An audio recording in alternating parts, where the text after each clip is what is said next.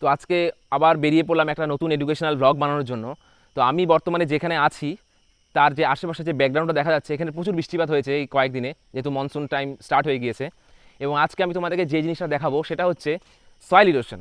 এবং আমরা জানি রিল, গালি, র্যাভাইন, মানে সর্বপ্রথম বৃষ্টিপাতের জলটা যেই এরিয়াতে পড়ে দেন সেটা হচ্ছে শিট ইরোশন হয়, এবং শিট ইরোশনের ফলে জলটা একটা কেন্দ্রীভূত জায়গায় একত্রিত হয়, তারপরে রিল, গালি, র্যাভাইন তৈরি হয়।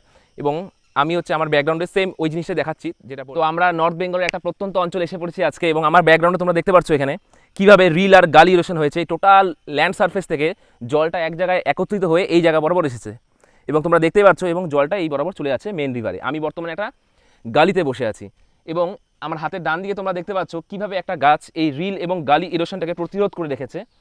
কিন্তু এতগুলো গাছ থাকা সত্ত্বেও এই জায়গাতে সয়েল তার মানে নদী বা বৃষ্টিপাতের জল কিন্তু এরোশন করেছে, এবং এই টোটাল জায়গাটাকে কভার ছিল। কারণ আমি এখানে প্রত্যেক 6 মাস পরপরই আসি, এবং আমি বর্তমানে যেই জায়গায় দাঁড়িয়ে আছি তার হাইট ছিল আগে এতটুকু, এই উঁচু। বাট এই মাত্র এই 7 থেকে 8 দিনের বৃষ্টিপাতে এই টোটাল জায়গাটা এক্সপোজ হয়ে গেছে, এবং টোটাল জায়গাটা ভেঙে পড়ে গেছে।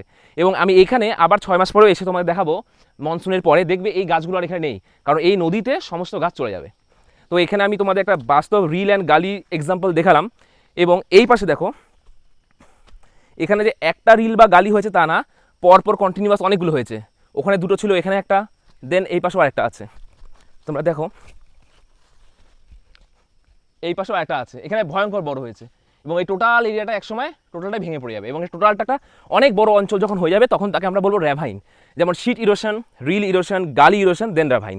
এই কন্টিনিউয়াস প্রসেসটাই চলে, এবং এই টোটালটা হচ্ছে এই বড় নদীতে এসে মিলছে। এখানে একটা নদী আছে, তো এই নদীতে হচ্ছে এই ক্ষয়টা হচ্ছে টোটালটা। এবং এখানে ব্যাঙ্ক এরোশন, এই সমস্ত জায়গায় সাইডে প্রচুর পরিমাণে ব্যাঙ্ক এরোশন হচ্ছে। তো এই উপরে যে গাছগুলো আছে পরবর্তীকালে এই গাছটা সব খুলে ভেঙে পড়ে যাবে এখানে। তো যাই হোক, তো আজকের জন্য এটা খুবই ছোটো একটা ডে আউট ছিল। আবার নেক্সট ভিডিওতে দেখা হবে।